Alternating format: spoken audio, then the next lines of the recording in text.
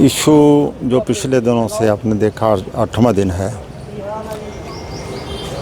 बैदवाड़ा गांव में आके तक इन्होंने पीछे 5 गांव से लेके आए हैं। ये टावर लाइन निकल रही है।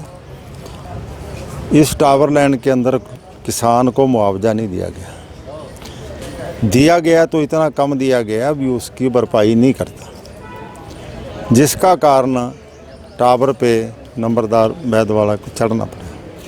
फिर भी सरकार नहीं मानी और सरकार ने यहाँ तक बात करी भी आपका राइट जो है बिल्कुल पूरा देंगे, जबकि जो अध्यादेश है जो इनका नोटिफिकेशन है उसके अनुसार 4 गुना जो कलेक्ट्रेट है उससे ज़्यादा मुआवजा, 25% उजाड़ा भत्ता, 10% उस पर विस्थापित, फिर उसमें तार का कितनी तार आ गई, कितना पोल ने आपके टावर ने कितनी जगह रुकी है, कितनी उसके नीचे दरख्त आए हैं वो दरख्तों का।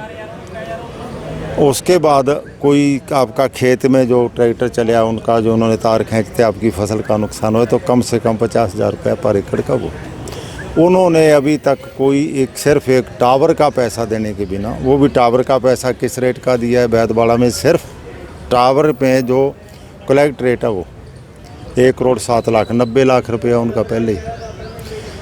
तो उसका 4 गुना अगर देते हैं तो कम से कम भी 5 करोड़ रुपए के तकरीबन बनता है। तो 5 करोड़ रुपए को वो 1 करोड़ में बदल रहे हैं, तो इन किसान का हक मर रहा है। किसान इसलिए आगे बैठे हैं और हम किसान के साथ बैठे हैं भी इनका बनता मुआवजा दो, वरना ये धरना प्रदर्शन हो और आने वाले दिन इसमें धरना प्रदर्शन बढ़ सकता है। ये हमारी मुख्य मांग उन लोगों की तो उसके साथ है। तो प्रशासनिक अधिकारी से बातचीत हुई?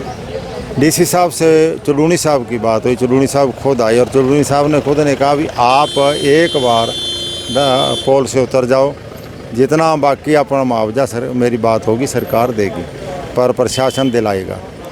और एक्चुअल से जो मुआवजा वो अभी तक नहीं उनको मिला, जिसका कारण ये पोल के बाद फिर उनकी टाइम आने के बाद यहाँ दरी बिछानी पड़ी और 7 दिन का टाइम दिया था, आज 8वां दिन है। अभी तक भी प्रशासन ने कोई बातचीत करने तक भी बात नहीं करी। हमने कहा था भी जब तक आप वो तारें लगाई या तो तारें उतारो, जिस स्थिति में थे उस स्थिति में आओ और बात करो, नहीं तो फिर धरना प्रदर्शन तो चलेगा। आने वाले दिन में बढ़ भी सकता है ये धरना प्रदर्शन। पिछले दिनों मुख्यमंत्री का सिरसा दौरा था तो उन्होंने भी आश्वासन दिया था। मुख्यमंत्री, बिजली मंत्री खट्टर साहब, प्रधानमंत्री, क्या इनकी ज़बान पे विश्वास किया जा सकता है? हम तो करते नहीं, करेंगे कैसे? पहले मुकरे हैं हमारे पास लिखित में 2021 में जो वादे करे थे मुकरे बिजली वाले, आज सभी बिजली घरों में धरने लगे हुए हैं। क्यों लगे हुए हैं? 2021 का उन्होंने बोला था प्राइवेटाइजेशन नहीं करेंगे, बिजली बोर्ड कर रहे हैं हम। इन पे विश्वास करें कैसे? हमारे साथ जो वादे करे उनसे मुकर गए। जो अगर सैनी साहब कह रहे थे कि 200 गुना पक्का, 200 गुना 200%, इसका नाम है 200% देंगे। 200% नहीं 100% ही दो तो सही। जो मुआवजा बनता है वो कहाँ है? मुआवजा दो। मुआवजा हमारा जो 5 गुना है, 4 गुना है, पहले मुआवजा डालो फिर अपना काम खेत में करो। यही है हर जगह। आप कहीं जाओगे, मजदूर कहीं जाएगा, आज तो मजदूर भी कहता है पहले दिहाड़ी दे फिर काम करूँगा।